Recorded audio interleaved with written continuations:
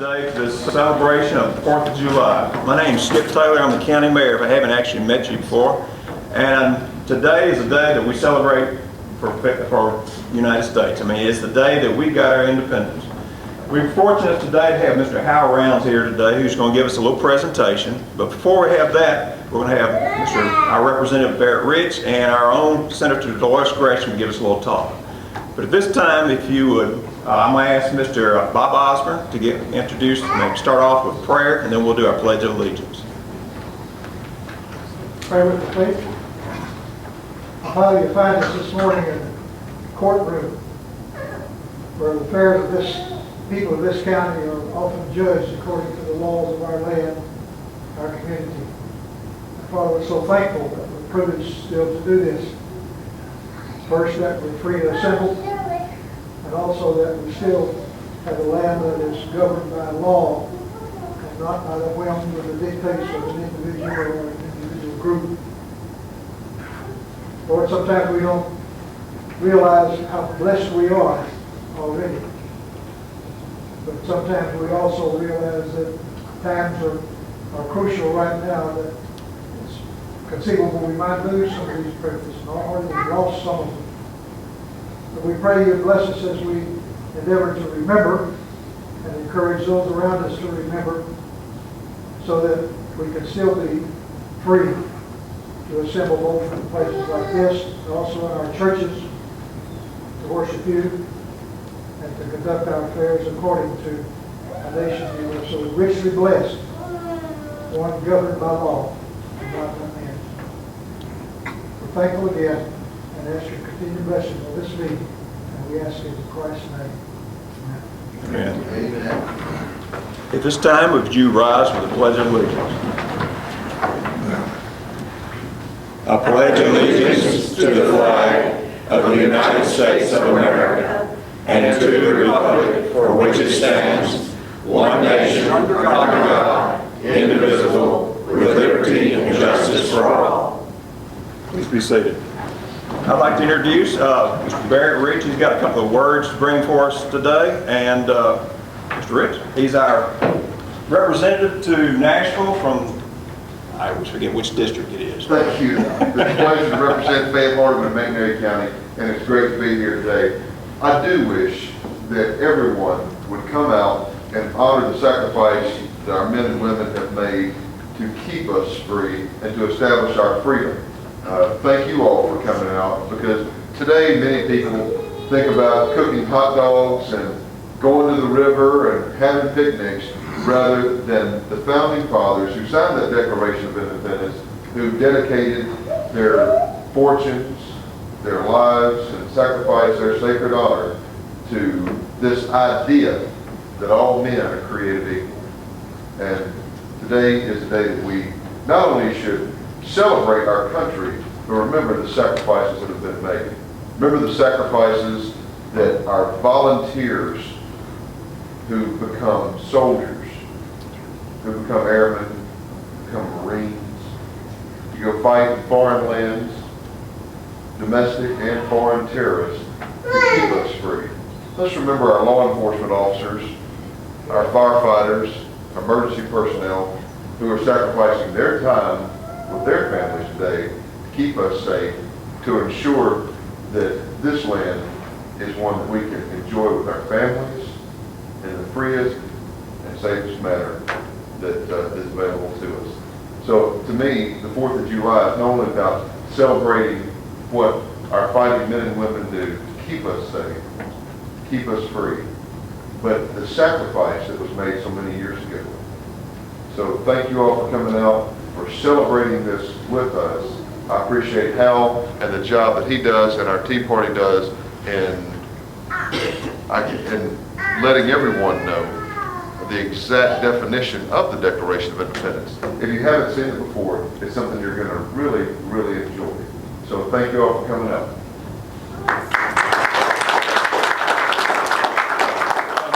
Those words.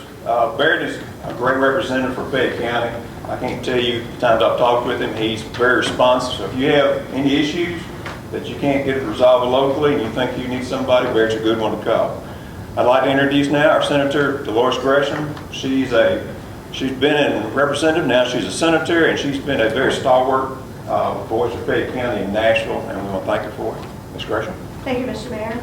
I call Barrett too. She calls me a lot of things. I'm Dolores Gresham, and I represent District 26 in the Tennessee Senate. And District 26 is made up of Haywood, Fayette, Hardeman, Chester, McNairy, Hardin, Decatur, and Henderson. My husband says it sounds like a tornado warning. All over this country today, just like Barrett said, people are celebrating. They're celebrating our independence. This is it. It's July 4th, 2013, 237 years, and we are celebrating our independence. So you have these voices from all over the country who are celebrating and raising joyful noise. But there have been voices from the past, and I've asked several of you to be some of those voices from the past.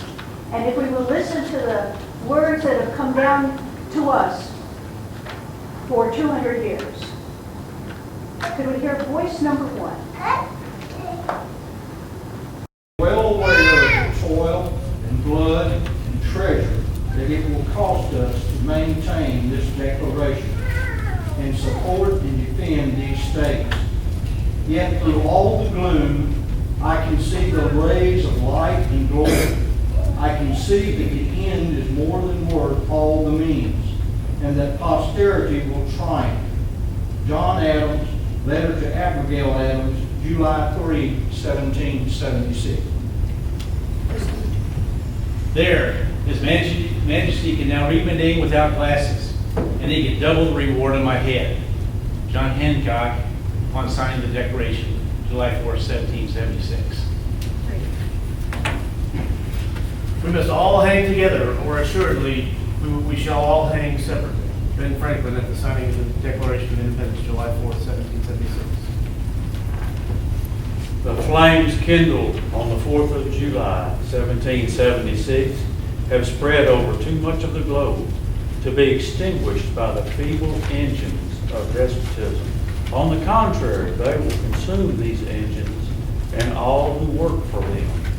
Thomas Jefferson, in a letter to John Adams, September the 12th, 1821. With respect to our rights and the acts of the British government contravening those rights, there was but one opinion on this side of the water. All American Whigs thought alike on these subjects. When forced, therefore, to resort to arms for redress, an appeal to the tribunal of the world was deemed proper for our justification. This was the object of the Declaration of Independence. Not to find out new principles or new arguments never thought of before.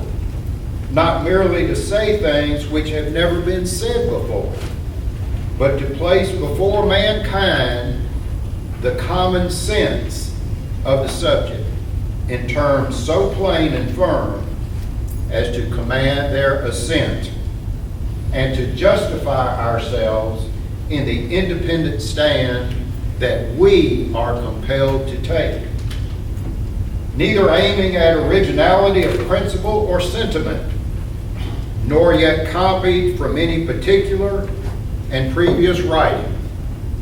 It was intended to be an expression of the American mind, and to give to that expression the proper tone and spirit called for the occasion. All its authority rests then on the harmonizing sentiments of the day, whether expressed in conversation, letters, printed essays, or in the elementary books of public right as Aristotle, Cercio, Locke, Sidney, and others. A letter from Thomas Jefferson to Henry Lee, May 8, 1825.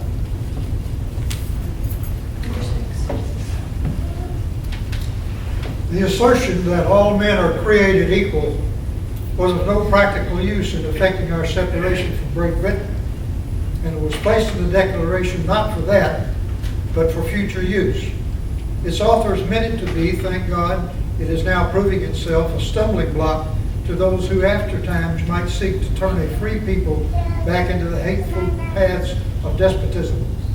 They knew the proneness of prosperity to breed tyrants, and they meant when such should reappear in this fair land and commence their vocation, that they should find left for them at least one hard nut to crack. Abraham Lincoln in a speech on the Dred Scott decision, June 26, 1857.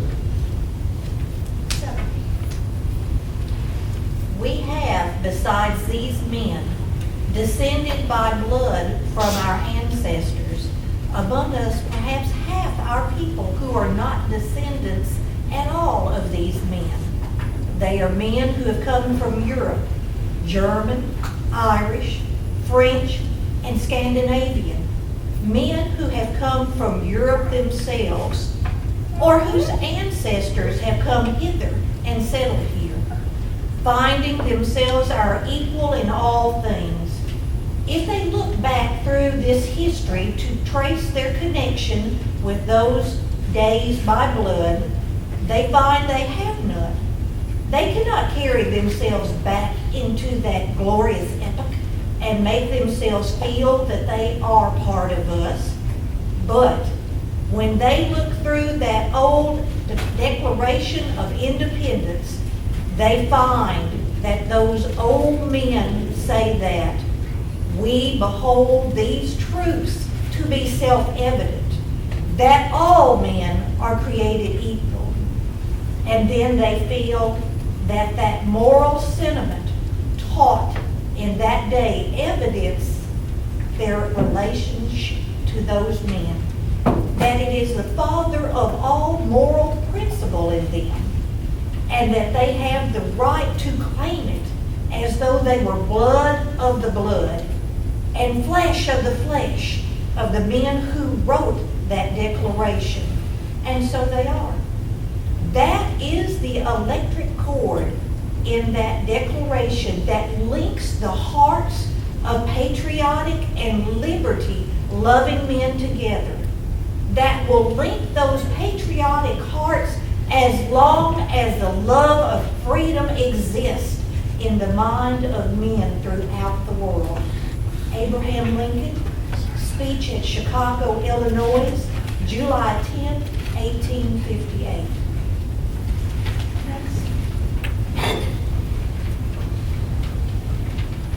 We live in an age of science and abounding accumulation of material things. These did not create our declaration. Our declaration created them. The things of the Spirit must come first. Unless we cling to that, all of our material prosperity, overwhelming though it may appear, will turn to a barren scepter in our grasp. If we are to maintain the great heritage which has been bequeathed to us, we must be like-minded as the fathers who created it. We must not sink into the pagan materialism. We must cultivate the reverence for which they had for these things that are holy.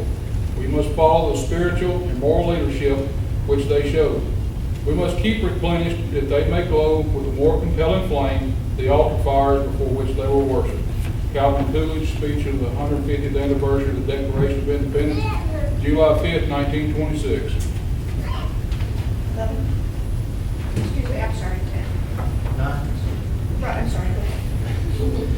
Today, 186 years later, that declaration, whose yellowing parchment and fading, almost illegible lines I saw in the past week in the National Archives in Washington, is still a revolutionary document. To read it today is to hear a trumpet call. For that declaration unleashed not merely a revolution against the British, but a revolution in human affairs. The theory of independence is as old as man himself, and it was not invented in this hall. But it was in this hall that the theory became a practice, that the word went out to all, in Thomas Jefferson's phrase, that the God who gave us life gave us liberty at the same time. And today this nation, conceived in revolution, nurtured in liberty, maturing in independence, has no intention of advocating its leadership in that worldwide movement for independence to any nation or society committed to systematic human oppression. John F. Kennedy, addressed at Independence Hall, July 4, 1962. When the architects of our republic wrote the magnificent words of the Constitution and the Declaration of Independence, they were signing a promissory note to which every American was to fall heir.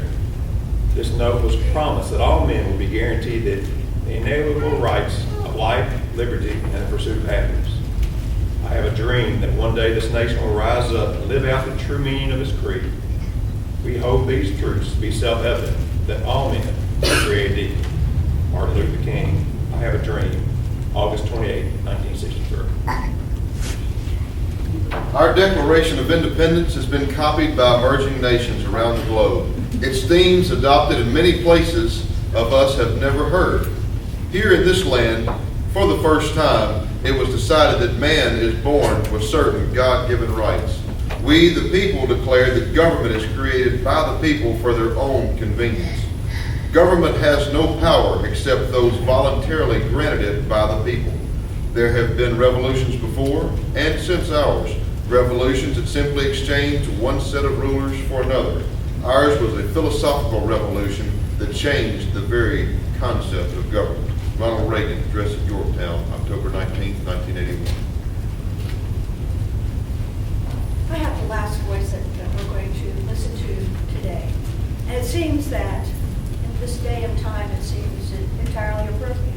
Not that all the other voices are not, because what everyone wrote, what every one of those authors wrote, and what you heard today continue to ring in our ears as principles that we live by. I have said that the Declaration of Independence is the ring bolt to the chain of your nation's destiny. So indeed, I regard it. The principles contained in that instrument are saving principles. Stand by those principles. Be true to them on all occasions, in all places, against all foes, and at whatever cost. Frederick Douglass, from his book, What to the Slave is the 4th of July, July 5th, 1852. So, as I said, these voices that we've heard continue to ring in our ears, and we should raise our own voices today to celebrate this Independence Day. And let me just admonish you all to tell your children about what it means to celebrate this particular day and what it will mean for our future. Tell your children. Mr. Mayor? Mr. Gresham, thank you very much. That's a very nice presentation. It's one that I think we'll take with us. I want to introduce Mr. Hal Rounds. He's given, I think most of you already know him, and he has a little presentation on the Constitution today and history. And Mr. Hal, I'm going to turn this over. I feel sure that we'll be treated to a special visit. I'll try and fulfill your expectations. I always like to start this particular segment with a quiz for y'all, all right? How many of you think that the Declaration of Independence was written before our revolution? Okay. How many of you think it was written when we were already fighting and in the midst of that revolution? All right. How many of you think it was written after we had won the revolution and become independent? All right. So what we need to do is get together on that. I think understanding the Declaration of Independence, like every other element of our history, we need to know what the background was that led to the event that changed things so drastically. And to look at the Declaration of Independence, 1776, the first English colonies had started in this continent in 1606. So we're looking at 170 years of development with people straggling across the Atlantic in leaky wooden boats. And we want to know why they came here. Well, a lot of them came here because they resented being under a king. Others resented poverty. Others were rejecting a state religion. Some of them just came for adventure. But while we are sometimes told that we are a nation that represents all the nations of the world, those generations of men and women, and the ones that followed our founding even, were coming here not to bring what they had just left, but to escape what they had left. We are a nation built up of a self-selecting group of people who would not tolerate the world as they had found it and wanted to find a newer and better place. So with 170 years of that kind of development, we came to 1776. For most of that period of time, England had been essentially letting her colonies grow as they would. And in order to protect themselves, the different settlements formed their own militias. As they became larger, they gathered with other settlements and formed their own total colonies. And they formed their own governments in those colonies. And they were basically living on their own, with their own initiative, and choosing how life would be both personally and as a society. And then came the French and Indian War in 1756.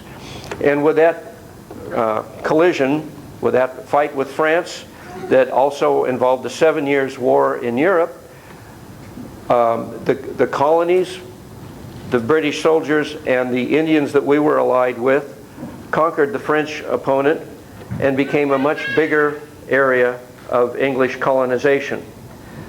But something else changed when that happened. England started to see the American colonies as a greater source of revenue and as a greater area that needed to be controlled. And so they began to impose taxes and regulations that had not been experienced before. One of the first ones we can think of is, for instance, the stamp tax. And in order to raise revenue, what they did, Parliament invented this in London, and they imposed it in the colonies, that every document, every piece of paper, like a newspaper or a will, had to have a stamp attached to it. And so in order to collect that tax, you had to have agents posted in all the towns and all the colonies. This was resented as an intrusion of government from somewhere far away. Troops were brought in and stationed in places like Boston, ostensibly to protect the colonists from Indians and so on, but the Indians were off on the frontier, not in Boston. And it became a standing army. Now, a standing army had been forbidden in the English Bill of Rights in 1689. What a standing army is an army in your midst that does not have a foreign enemy to fight. And throughout history, standing armies have tended to always be turned against the people rather than to protect the people. They become a tool of control by the government. And now in the colonies we were getting these in the different cities. For instance, notably Boston. While that was going on, then they added more taxes. They added the tea tax. And when the first batch of tea got to Boston, we had the Boston Tea Party. Well, that was an act nearly of rebellion, but it was essentially peaceful. Nobody got hurt. But the reaction out of Parliament was that those colonists have to be controlled. And so they closed down the port of Boston, and they imposed more taxes. And they changed the laws for how people would be prosecuted if they were royal officials. And this was resented amongst the colonies. So in sympathy to Boston, which was going to be starved out unless they gave up the men who had formed the Tea Party and paid the tax and paid for the tea, people in, for instance, the House of Burgesses in Virginia voted to act in sympathy with boycotts and celebrations of Boston's resistance. When the House of Burgesses did that, the order came down from London that the House of Burgesses would be dissolved and a new governor placed in charge of Virginia. These things spread throughout the colonies. Finally, in 1775, on April 19th, out of Boston, General Gage sent troops to go and take the guns that the colonist militia had stored in Concord, Massachusetts. And when they marched out that day, they confronted in Lexington a small band of patriots who stood across that Lexington Bridge And nobody knows who fired the first shot, but there was a skirmish there. And to this day, that has been titled as the shot heard round the world. That day, their effort to come and take the guns out of Concord was the beginning of the American Revolution, April 19th, 1775. The war expanded from that point on. Now, the different colonies had, while their governments had been dissolved by London, had formed their own ad hoc organizations that were functioning basically as governments outside the authority to properly represent the people, but in effect doing so. Now, when the fighting began outside Concord and Lexington, the colonies came together and formed what was called the Continental Congress, a congregation of unofficial governments. And that Continental Congress began to take charge of the fighting that was going on and coordinating it in the different colonies. During 1775, the people of the colonies were in turmoil over what they were doing. They did not want to be in rebellion against their own government, killing the agents and soldiers of their own government. And yet that's what was happening. The Continental Congress sent to London a olive branch petition saying, please, we want to solve this peacefully. Can we come to an agreement? But what Parliament sent back was the proclamation of rebellion, stating that you are rebelling, our response will be to put you down. And so that is how 1775 wound up. Things were a little calmer during the winter, and then as spring came, this turmoil, this confusion was gelled by one man's writing. Thomas Paine wrote a little booklet called Common Sense. And it put together what everybody had not been able to kind of figure out up to that point.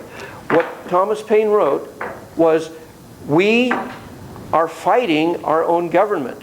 The only legitimate objective we can seek, because they insist on putting us down, is to be independent from them.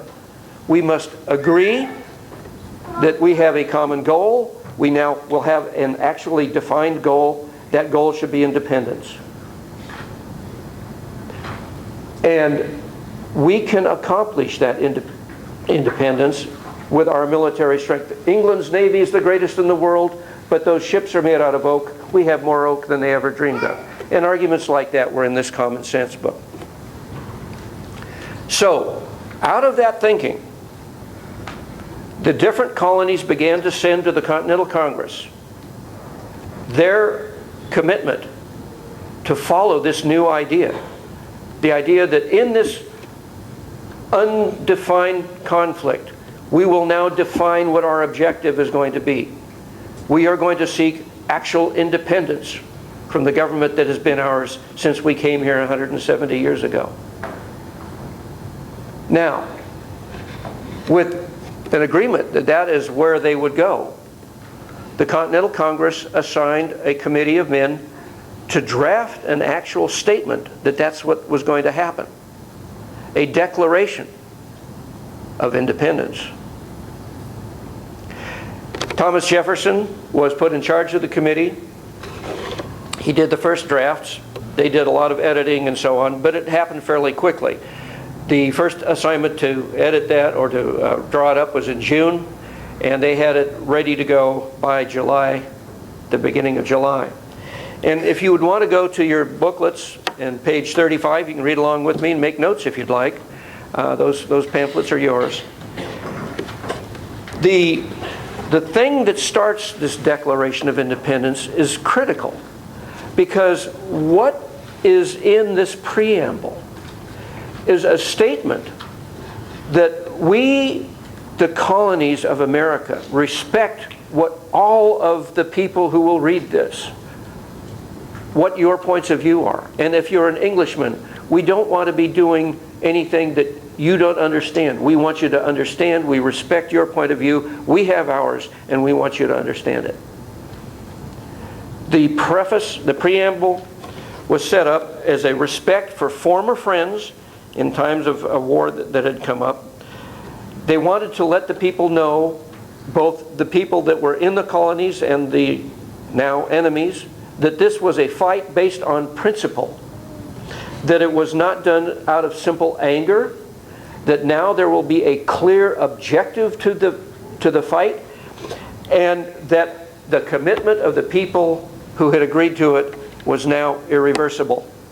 This was a fight to the death, and here was why.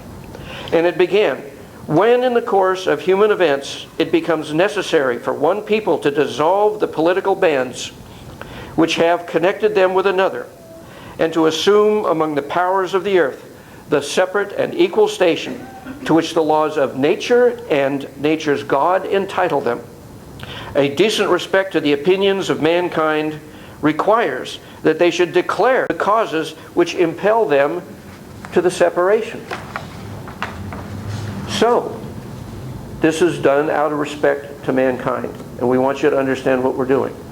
Now, the body of principles upon which this declaration was set was several philosophers, notably a man named John Locke, who had nearly 100 years before come out with a second treatise of government, wherein he said that the legitimate authority to govern comes from the people, not from some master over the people.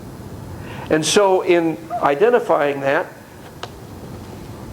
the writers said, "We hold these truths to be self-evident, that all men are created equal, that they are endowed by their Creator with certain unalienable rights, that among these are life, liberty, and the pursuit of happiness, and that to secure these rights, governments are instituted among men, deriving their just powers from the consent of the governed." Now, if governments are from the consent of the governed, what happens if a government is doing things that are not consented to?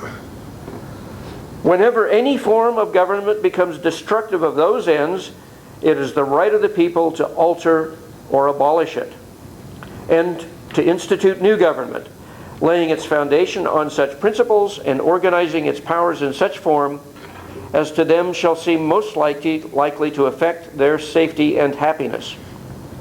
Then there's a note of caution. Prudence indeed will dictate that governments long established should not be changed for light and transient causes.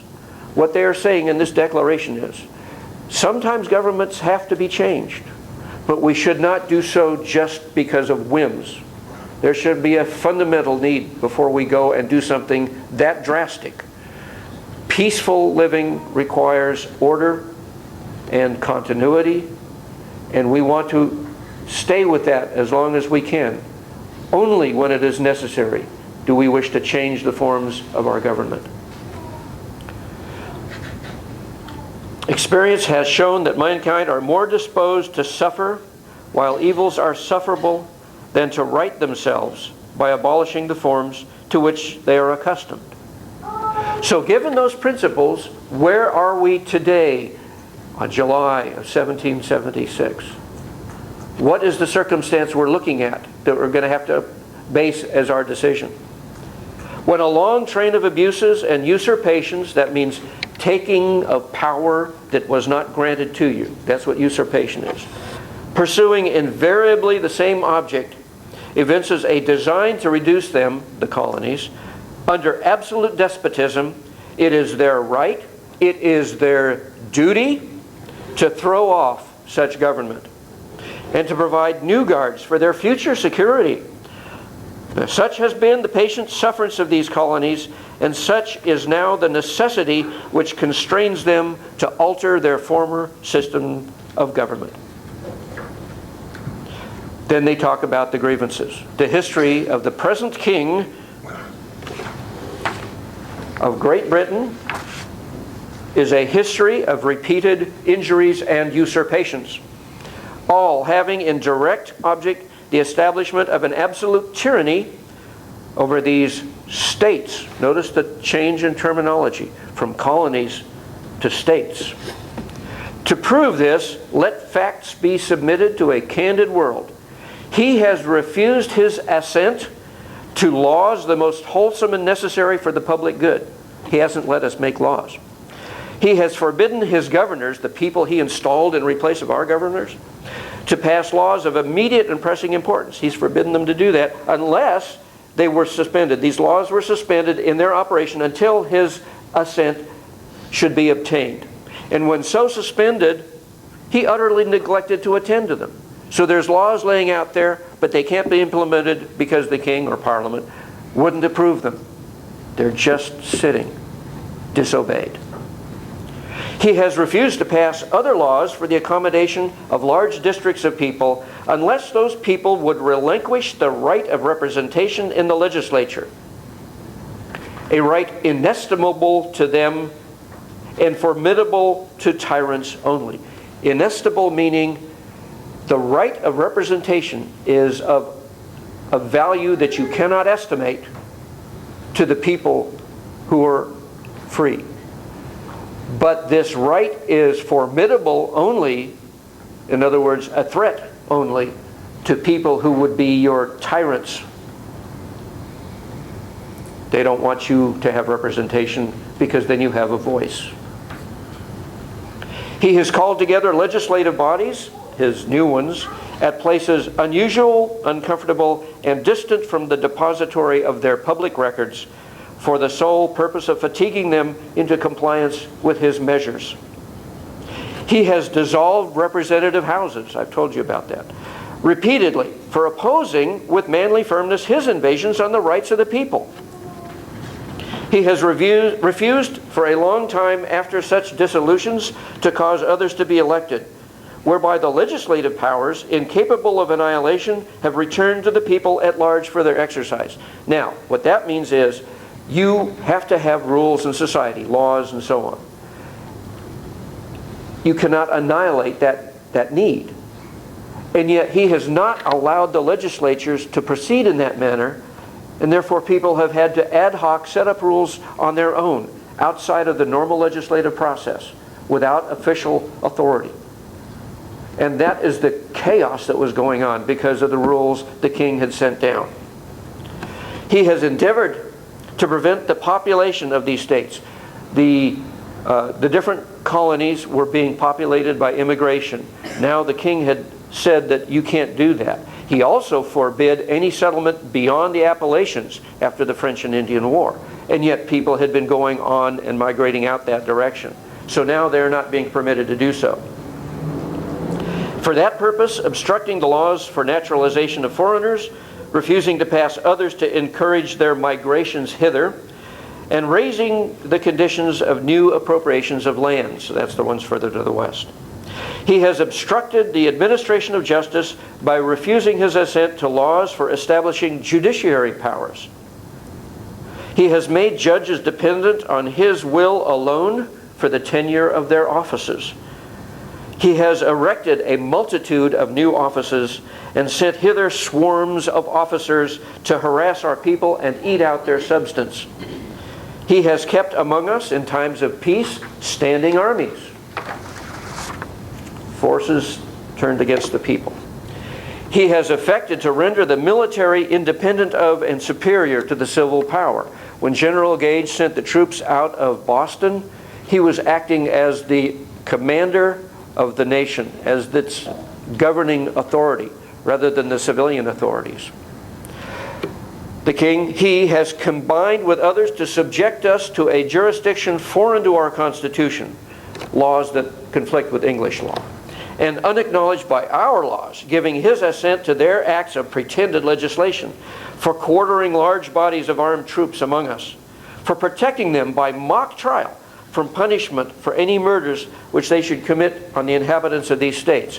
After the Boston Massacre, it was the Boston courts that acquitted the soldiers of intentional murder. But after that, the Judiciary Acts written out of Parliament in London said that any future prosecution of royal officials, the royal government got to say where those courts and prosecutions would be held. And they could even bring them back to London if a soldier in Virginia was going to be prosecuted. So this taking away of the authority to prosecute was a deeply hurtful thing that the colonies had felt. for cutting off our trade with all parts of the world, the Boston shutdown, for imposing taxes on us without our consent, for depriving us in many cases of the benefit of trial by jury, just locking men up, for transporting us beyond the seas to be tried for pretended offenses, for abolishing the free system of English laws in a neighboring province, Canada, establishing therein an arbitrary government and enlarging its boundaries so as to render it at once an example and fit instrument for introducing the same absolute rule into these colonies, for taking away our charters, abolishing our most valuable laws, and altering fundamentally the forms of our government, for suspending our own legislatures and declaring themselves invested with power to legislate for us in all cases whatsoever. He has abdicated government here by declaring us out of his protection. This is once the shooting had started in the revolution, and waging war against us. He has plundered our seas, ravaged our coasts, burnt our towns, and destroyed the lives of our people. He is at this time transporting large armies of foreign mercenaries, the German Hessian soldiers, to complete the works of death, destruction, and tyranny already begun with circumstances of cruel and perfidy scarcely paralleled in the most barbarous ages and totally unworthy the head of a civilized nation. He has constrained our fellow citizens taken captive on the high seas to bear arms against their country. What would happen in those cases was that American sailing ships out conducting trade or whatever would be chased down by British ships. The sailors on those ships would be essentially drafted into the British Navy and then sent to attack their fellow countrymen in the United States and on U.S. ships. Well, not yet the United States. To become executioners of their friends and brethren, or to fall themselves by the hands of their countrymen, basically. He has excited domestic insurrections amongst us, and he has endeavored to bring on the inhabitants of our frontiers, the Indians, the merciless Indian savages whose known rule of warfare is an undistinguished destruction of all ages, sexes, and conditions. In every stage of these oppressions, we have petitioned for redress in the most humble terms. Our repeated petitions have been answered only by repeated injury. A prince, now here we get to the conclusion, a prince whose character is thus marked by every act which may define a tyrant is unfit to be the ruler of a free people. Nor have we been wanting in attentions to our British brethren. We have warned them from time to time of attempts by their legislature to extend an unwarrantable jurisdiction over us. We have reminded them of the circumstances of our emigration and settlement here. We have appealed to their native justice and magnanimity, and we have conjured them by the ties of our common kindred to disavow these usurpations which would inevitably interrupt our connections and correspondence. They too have been deaf to the voices of justice and of consanguinity, which means common blood. We must therefore acquiesce in the necessity which denounces our separation and hold them, as we hold the rest of mankind, enemies in war, in peace friends. We, therefore, appealing to the Supreme Judge of the world for the rectitude of our intentions, do, in the name and by the authority of the good people of these colonies, solemnly publish and declare that these united colonies are and of right ought to be free and independent states, that they are absolved from all allegiance to the British Crown, and that all political connection between them and the state of Great Britain is and ought to be totally dissolved, and that as free and independent states they have the full power to levy war, conclude peace, contract alliances, establish commerce, and do all other acts and things which independent states may of right do. And for the support of this declaration, with a firm reliance on the protection of divine providence, we mutually pledge to each other our lives, our fortunes, and our sacred honor. And then they signed it. John Hancock signed the first signature. The actual one that we see in the archives today was completed in August of 1776. But the initial printing of that Declaration of Independence was 200 copies that were in printed form sent out on July 4th, essentially. Now, of those 200 copies, 26 have been uncovered. In 1989, a person who bought an old piece of artwork at a thrift store took the piece of artwork out and found the 25th copy folded up there. So keep your eyes open. Now, again, 1776, we're still in the middle of our fight for independence. It took 5 more years of war, of suffering and of killing before Yorktown, and we were able to throw off the British with the help of the French. Now, that gave us effective independence, but it wasn't until 2 years later, at the Treaty of Paris, that Britain, France, and Spain signed the treaty with the representatives of now the United States, and we became officially recognized as an independent nation. And you know our history from there, I hope. But that's what we're celebrating today, that declaration, that decision, that announcement, that commitment to becoming a people on our own that we are celebrating today. So, thank you.